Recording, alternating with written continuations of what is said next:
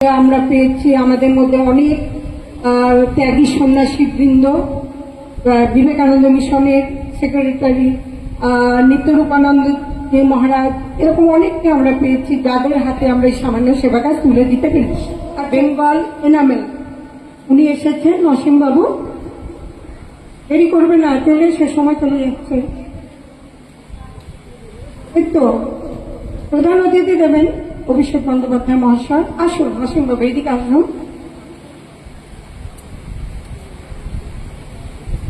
আমাদের এই আনন্দধারা পাঠচক্র এই 12 বছরের প্রতি বছর আর্জি করেছে, আমরা সঙ্গে সঙ্গে ওকে কিছু ব্যবস্থা করেছে এবং মিতু একদম মুক্তহস্ত অভেদানন্দ গ্রাম এদের হাতে তুলে দেবেন কিছু আমাদের অনুদান 8,000 টাকা।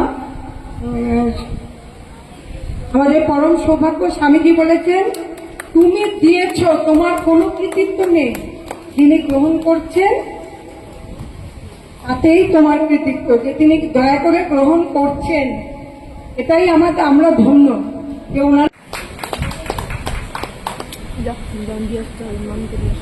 এবং আমাদের পক্ষ থেকে সামান্য শ্রদ্ধার্ঘ ওর হাতে তুলে দিচ্ছে দীপা চক্রবর্তী।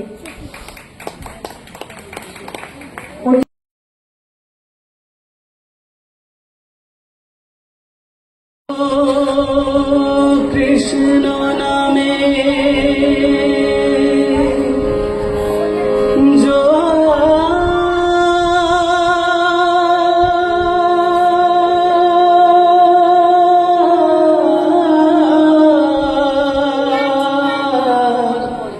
এলো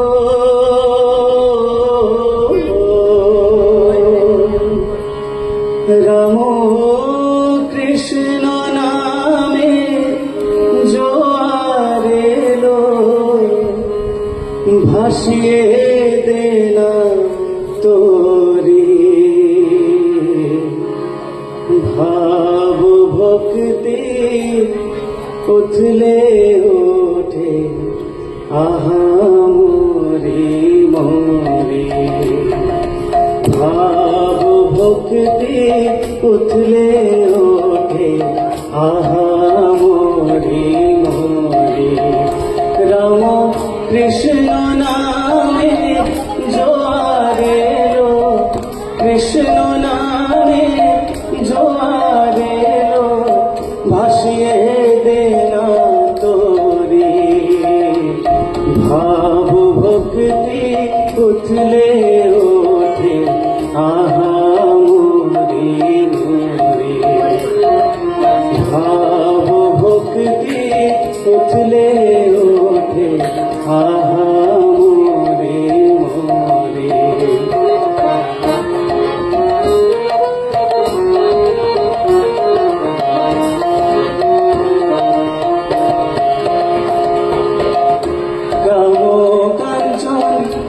ডুবে মন অথই জলেতে, ও ঠাকুর গো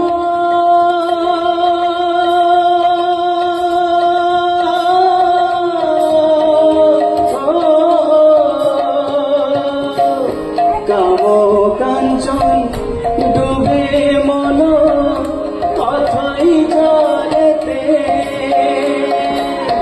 হৃদয় পদ উঠল ফুটে, হৃদয় পদ উঠল ফুটে ভক্তি প্রেমেতে, ভাব ভক্তি উঠলে ওঠে আহামরি মরি, ভাব ভক্তি উঠলে ওঠে আহামরি মরি।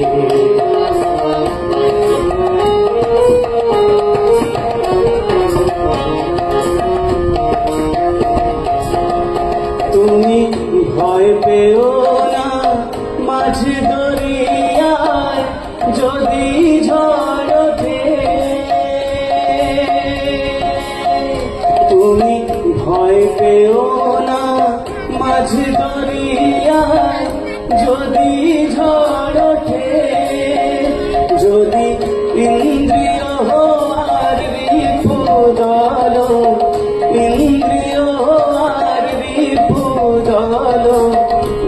তোমায় পানে ছোটে ভাব ভক্তি উঠলে ওঠে আহা মোরে মোরে ভাব ভক্তি উঠলে ওঠে আহা মোরে মোরে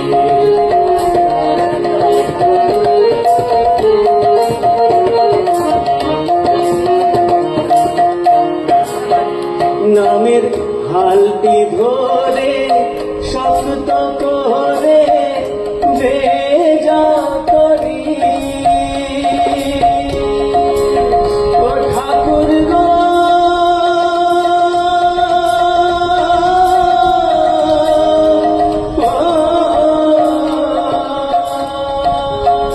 নামের হালটি ধরে শক্ত করে বেজা করি শেষে ভবের পারে নিয়ে যাবে ভবের পারে নিয়ে যাবে রামকৃষ্ণ কান্ডারি ভাব ভক্তি উঠলে ওঠে আহা মোরে মোরে ভাব ভক্তি উঠলে ওঠে আহা মোরে মোরে রাম কৃষ্ণ নামের জোয়ার এলো কৃষ্ণ নামের জোয়ার এলো ভাসিয়ে দে না তোরে ভাব ভক্তি উঠলে ওঠে আহা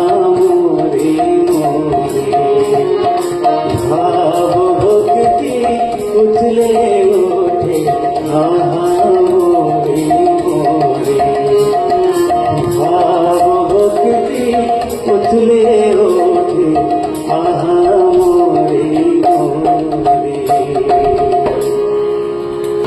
মানবীর বেশে আসিলে ধরাতে মানবীর বেশে আসিলে ধরাতে মহালক্ষ্মী তুমি কভু জ্ঞান শতরূপে তুমি শারদা শতরূপে তুমি শারদা মানবীর বেশে আসিলে ধরাতে মানবীর বেশে আসিলে ধরাতে মহালক্ষ্মী তুমি কভু জ্ঞান শতরূপে তুমি শারদা মা শতরূপে তুমি শারদা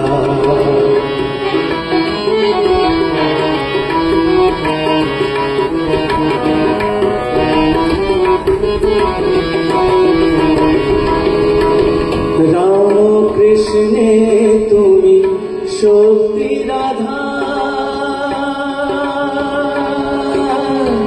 করুণাময়ী মাঝে তুমি সবাকার রাম কৃষ্ণে তুমি শক্তি রাধা করুণাময়ী মাঝে তুমি সবাকার জগদ্ধাত্রী মাগো তুমি বরদা জগদ্ধাত্রী মাগো তুমি বরদা শতরূপে তুমি শারদা মা শতরূপে তুমি শারদা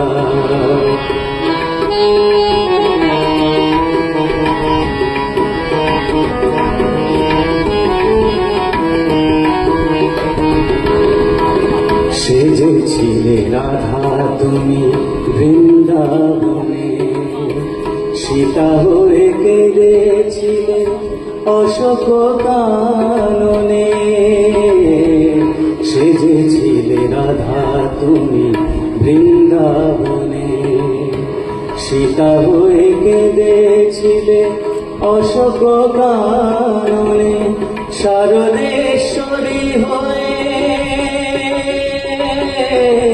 শারদেশ্বরী হয়ে আসিয়া এবার শারদেশ্বরী হয়ে আসিয়া এবার নাসিছ জীবের দুঃখ তুমি মা সদা শতরূপে তুমি শারদা মা শতরূপে তুমি শারদা মানবীর বেশে আসিলে ধরাতে মানবীর বেশে আসিলে ধরাতে মহালক্ষ্মী তুমি প্রভু জ্ঞানদা শতরূপে তুমি শারদা মা শতরূপে তুমি শারদা শতরূপে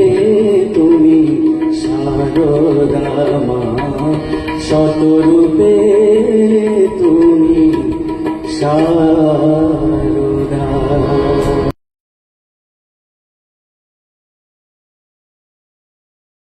গুহ তার অনুষ্ঠান শুরু করছে।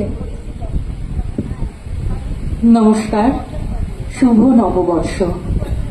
আজকে আমি নিজেকে সত্যিই ভীষণ সৌভাগ্যবতী মনে করছি যে বছরের প্রথম দিনে ঠাকুর মা স্বামীজির চরণে আশ্রিত হয়ে আনন্দধারার এই অনুষ্ঠানে আসতে পেরে আমার ভীষণ ভীষণ ভালো লাগা, অশেষ কৃতজ্ঞতা।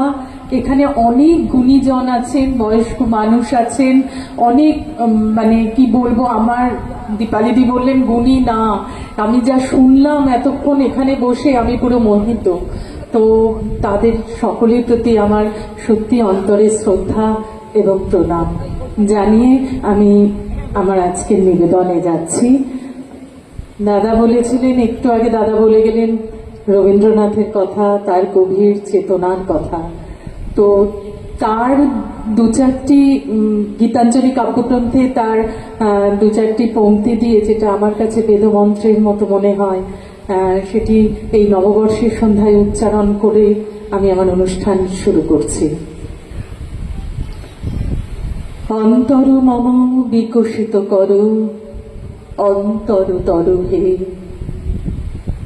নির্মল করো উজ্জ্বল করো সুন্দর করো হে, মঙ্গল করো নিরলস নিঃসংশয় করো হে, জাগ্রত করো উদ্যত করো নির্ভয় করো হে, যুক্ত করো হে সবার সঙ্গে, মুক্ত করো হে বন্ধ, সঞ্চার করো সকল কর্মে, শান্ত তোমার ছন্দ, চরণ পদ্মে মম চিত নিষ্পন্দিত করো হে, নন্দিত করো নন্দিত করো নন্দিত করো হে, অন্তর মম বিকশিত করো অন্তরতর হে।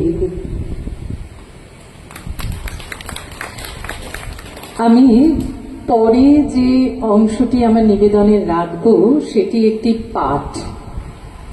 সেই পাঠ মাকে নিয়ে। মায়ের তো বিভিন্ন রূপ ছিল, বিভিন্ন কর্মকাণ্ড ছিল, তো তারই একটি অংশ যে মা তখনকার যে সমাজ ছিল, তখন সেই সামাজিক প্রেক্ষাপটেও মা কিন্তু সমাজের কোনো প্রথাকে ভয় পাননি, না পেয়ে প্রথা ভেঙেছিলেন। আমাদের এই মেয়েদের, নারী সমাজকে তিনি কিন্তু তখনই এগিয়ে দিয়েছেন অনেকখানি। তো কিভাবে সেটি একটু আমি পাঠ করব। লেখাটি হচ্ছে আমি সকলের মা। লেখক আমার বন্ধু সাহিত্যিক যে এখন রামকৃষ্ণ লোকে, শ্রী ধনঞ্জয় ঘোষাল। স্বামী মারা যাবার পর কিভাবে সে সধবার মতো থাকে, কি কারণে জাতপাতের ছোঁয়াছুঁয়ি অগ্রাহ্য করে কাছে টেনে নেয় শরতের মতো আমজাদকেও, কি করে থিয়েটারে গিয়ে ওই বারবনিতারা যারা অভিনয় করে তাদের সঙ্গে কথা বলে পরমহংসের স্ত্রী, মেয়েদের পূজা অর্চনা শাস্ত্রপাঠের বিধান দেয় কোন সাহসে ওই মহিলা।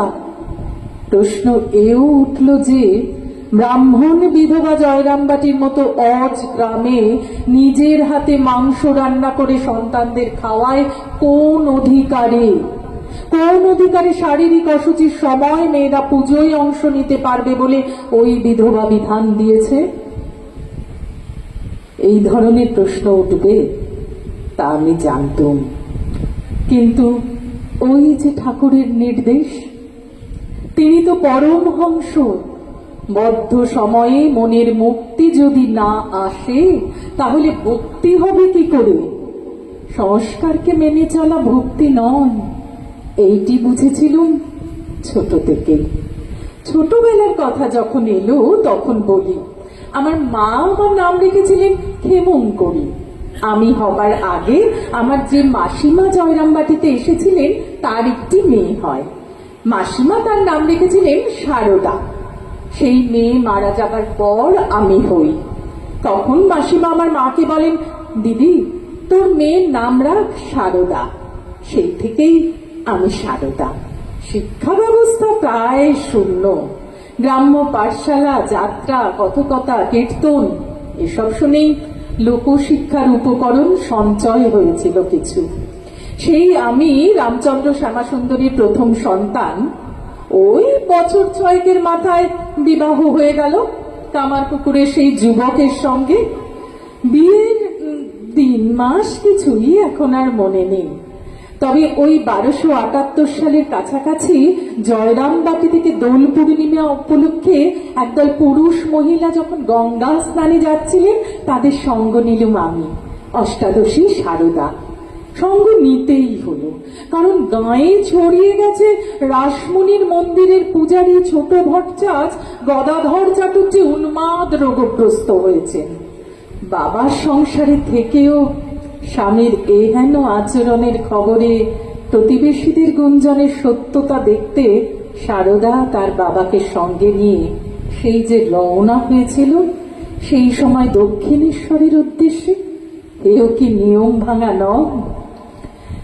সেখানে গিয়ে আমি দেখলুম তিনি উন্মাদ কোথায়, তিনি তো ভাবাবিষ্ট। তাঁর ভাব বোঝার মানুষ কম। মৃগী রোগী বলে অনেকে তাকে উপেক্ষা করে। এই কি সেই সিদ্ধ পুরুষ শ্রী রামকৃষ্ণ? আমি কি তাকে সাধনার পথে এগিয়ে দিয়ে সহায়তা করব? প্রশ্নটা এসেছিল মনে। সংসারে টেনে না নিয়ে তাকে আমি সাধনার দিকে এগিয়ে দিয়েছি, সেই ইতিহাস তোমরা সবাই জানো। কিন্তু এটা কি তোমাদের জানা ছিল যে তার প্রয়াণের পর আমি তীর্থ করতে গিয়ে উপলব্ধি করেছিলাম তার মাহাত্ম্য আরো বেশি করে? 1886-তে ঠাকুর দেহ রাখলেন। নরেন তখন 23-এর যুবক। ওরা কয়েকজন হন্যে হয়ে ঘুরছে, কোথায় থাকবে, কোথায় হবে আশ্রম। সব স্বপ্নই কি তবে ভেঙে যাবে? ছেড়ে দিতে হলো কাশীপুর উদ্যানবাটি। সেই অস্থির সময়ে ঠাকুরের কাছে প্রার্থনা ছিল, তোমার সন্তানদের তুমি দেখো, ওরা যেন ঠাঁই পায়। যতদূর মনে পড়ে 86 অক্টোবরে বরাহনগরে একটি পোড়ো বাড়িতে প্রথম রামকৃষ্ণ মঠ এবং বাগবাজারে বলরাম বসুর ভবনে 1897-এর 1 মে নরেনের নেতৃত্বে রামকৃষ্ণ মিশনের সূচনা হয়। নরেন চেয়েছিল মঠে হবে পূজা অর্চনা, আর মিশনের লক্ষ্য হবে মানব কল্যাণ ও সেবা। যতই তাকে উপলব্ধি করেছি ততই সংস্কার বর্জন করে ক্রমশ সারদা হয়ে উঠেছিল অন্তঃপুরে থেকেও মুক্ত চিন্তার এক মানুষ। নরেনের সঙ্গে যখন মার্গারেট ম্যাকলাউড এসেছিল আমার সঙ্গে সাক্ষাতের জন্য, তখন তাদের আশীর্বাদ করে ভালোবাসায় বেঁধে আহার করিয়েছিলাম বলে এই অভিযোগও উঠেছিল বিধবাতে বিজাতীয় সঙ্গে আহার করে জাত খুইয়েছে। জয়রামবাটিতে আমার বসত বাটি তৈরির সময় তুঁত চাষি আমজাত কাজে লেগেছিল, সে শুনেছে ডাকাত। পরম স্নেহে তাকে খাইয়েছিলুম বলে আমি নাকি অশুদ্ধ হয়েছিলুম। একসময় গভর্নর ছিলেন কারমাইকেল, তার স্ত্রী লেডি ডাফরিন হাসপাতালের জন্য 3টি সম্ভ্রান্ত ঘরের মেয়ে চেয়েছিলেন যারা নার্সিং শিখবে। ক্রিস্টেন 3টি মেয়ে ঠিক করে, যাদের একজন ছিল সরলা। সরলাকে নিয়ে আমার কাছে এসে যখন নার্সিং এ যাবার অনুমতি চাইলো ওরা, তখন আমি অনুমতি দিতেই আটকে উঠল গোলাপ মা। ব্রাহ্মণের মেয়ে হাসপাতালে সেবিকা হয়ে জাত খোয়াবে, এ কি অনাছিষ্টি রে বাবা। ঠাকুরের প্রয়াণের পর তীর্থ করে যে অভিজ্ঞতা আমার সঞ্চয় হয়েছিল, তাতে যে ভারতকে আমি দেখেছি তার অনেকখানি কাজে লেগেছিল শঙ্খ জননী রূপে তারা যখন আমায় দেখতে চাইল। পরাধীন ভারতে কারামুক্তির পর বিপ্লবীরাও কেন চলে আসতো আমার কাছে, কেন বিপ্লবীরা বলতো মা তুমি আমাদের বর্ম, কেন গিরিশ বাবুর মতো নট নির্দেশক জগদম্বা সদৃশ মনে করে এই সারদাকে নিয়ে তর্ক জুড়ে দিত বন্ধু মহলে। পুলিশের তীক্ষ্ণ নজর আমার কাছে কারা কারা আসে যায় তার ওপর, ছদ্মবেশ ও ছদ্ম নাম নিয়ে কি লুকিয়ে থাকে মায়ের কাছে সন্তানেরা। যুক্তিবাদী নির্দেশক গিরিশ বাবুর অনুরোধে আমায় অবশ্যই বেশ কয়েকবার থিয়েটার দেখতে যেতে হয়েছে মীনার ভাই। বিল্লমঙ্গল আর পাণ্ডব গৌরব দেখে তার অভিনয় সুখ্যাতি না করে আমি পারিনি। তোমাদের ঠাকুর বলেছিলেন নাটকে লোকশিক্ষে হয়। তা একবার মীনার ভাই অপরেশ চন্দ্র মুখুজ্জের থিয়েটার দেখতে গেছি। তৃতীয় অঙ্কে শেষে রামানুজের ভূমিকায় তারা সুন্দরী সাজসজ্জা নিয়েই আমায় প্রণাম করতে এলো। আমি বললুম আর মা বস। তারা সুন্দরী পাশে বসলো, খুব ভালো লেগেছিল। অভিনয় শেষে নীরদা সুন্দরীকেও ডেকে পাঠালাম। নীরদা ছুটে এলো, আমি জড়িয়ে ধরলুম। পুরনো কিছু মানুষ সেই দেখে বলে উঠল, এই পরমহংসের কাছে বিনোদিনী সমর্পণের ইতিহাস যেন ফিরে এলো কয়েক দশক পর।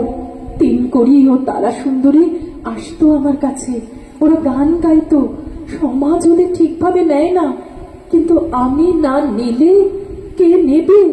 আমি সতেরও মা, অসতেরও মা, শরতেরও মা, আমজাদেরও মা। এই ভাবনা থেকেই আমি পদ্মবিনোদকে দোষ দিতে পারি না। ও ঠাকুরের স্নেহ পেয়েছিল, থিয়েটারে যোগ দিয়ে মদ্যপানে আসক্ত হয়। আকণ্ঠ খেয়ে মধ্যরাতে এসে জননী সারদার সাক্ষাৎ নেবে বলে হইচই জুড়ে দিত নিশুতি কলকাতায়। তাকে থামায় কে? নরেনকেই বা থামাতে পারে কে? সে বিশ্ব জয় করে ফিরবে আমি জানতুম। যাব না এই সংশয় থেকে যখন আমার কাছে বিদেশ যাবার অনুমতি চাইলে, তখন আমি বললুম জয় হোক। নরেন বেরিয়ে পড়ল। ওই যে নিবেদিতা 16 বোস পাড়া লেনে 13ই নভেম্বর 1898 সালে কালী পুজোর দিনে স্কুল খুলল, তার শুরু আমারই হাতে। আমি বুঝেছিল মেয়েদের শিক্ষা না দিলে সমাজ কানা হয়ে থাকবে। ওদের কাজের প্রতি আগ্রহ খুব। মনে পড়ছে তখন মঠের প্রাথমিক কাজকর্ম প্রায় শেষ। মঠভূমিতে উপস্থিত হলুম ঠাকুরের প্রতিকৃতি নিয়ে, স্বহস্তে পুজো করলুম। সঙ্গী ছিল নরেন, ব্রহ্মানন্দ, শারদানন্দ আর নিবেদিতা।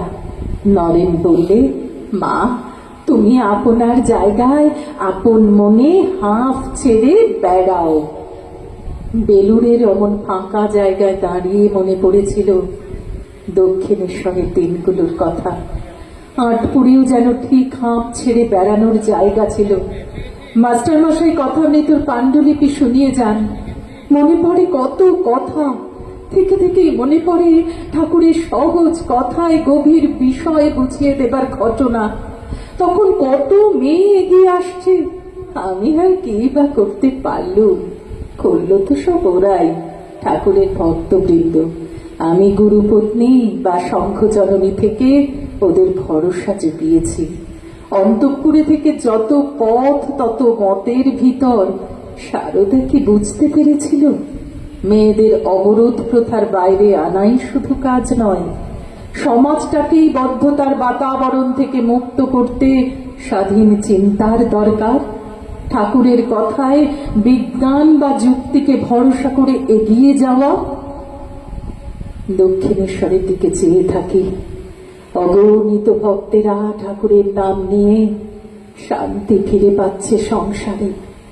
ওই নহবতের একতলায় সারদার খানিকটা থাকা সময় আমিও কেমন তোমাদের উপাসনার কেন্দ্রে মা হয়ে আছি। জানবে, পাতানো মা নয়, নিজের মা। নিজের মা ভেবেই ডেকো, গিরিশ, নরেন ওদের মতো ঠিক আমার হয়ে কেউ না কেউ সাড়া দিয়ে তোমায় গন্তব্যে পৌঁছে দেবে। মা, মাখো। আমরা শম্পার ওকে শুনলাম।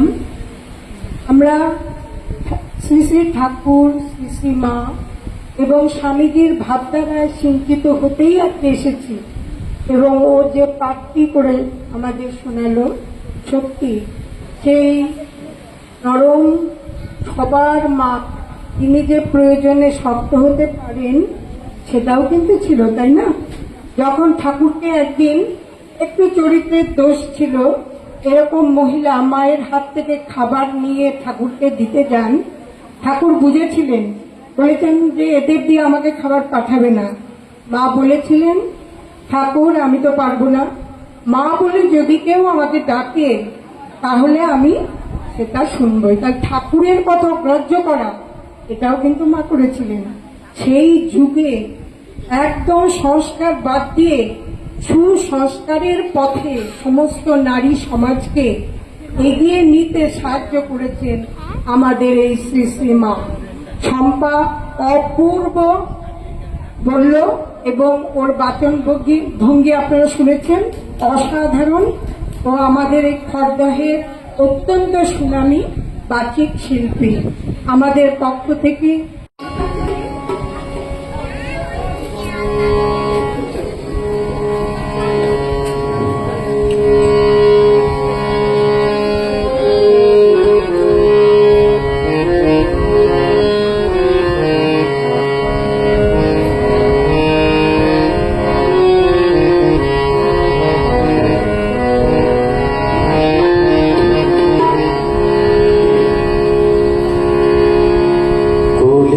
ঠাকুর রামকৃষ্ণ যার নাম, যার কথা অমৃত ভবে অমৃত সমান, যার কথা অমৃত ভবে অমৃত সমান।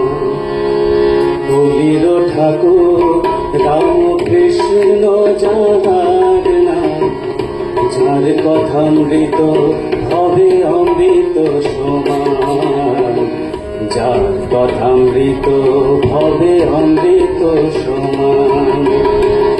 যেই রাম সেই কৃষ্ণ, একাধারে রাম কৃষ্ণ।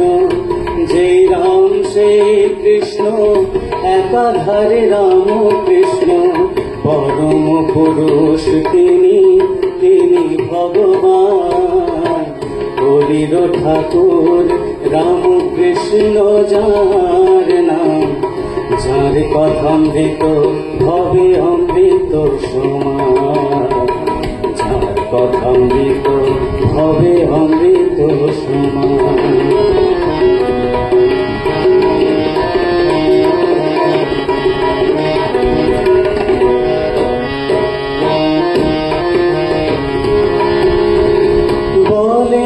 ঠাকুর শ্রীরাম কৃষ্ণ যিনি যিশু তিনি কৃষ্ণ। বলেন ঠাকুর শ্রীরাম কৃষ্ণ যিনি যিশু তিনি কৃষ্ণ।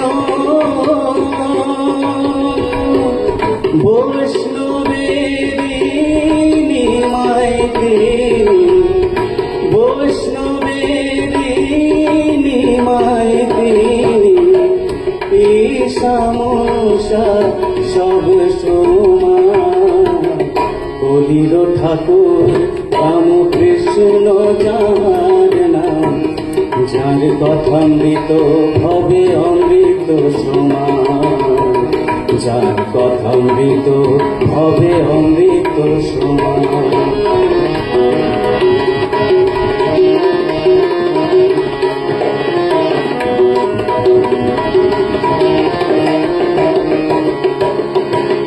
তারে চিনেছে রাসমণি, চিনেছে মা শারদা, চিনেছে আর চিনেছে ভক্ত নরেনি, চিনেছে আর চিনেছে ভক্ত নরেনি, চিনেছে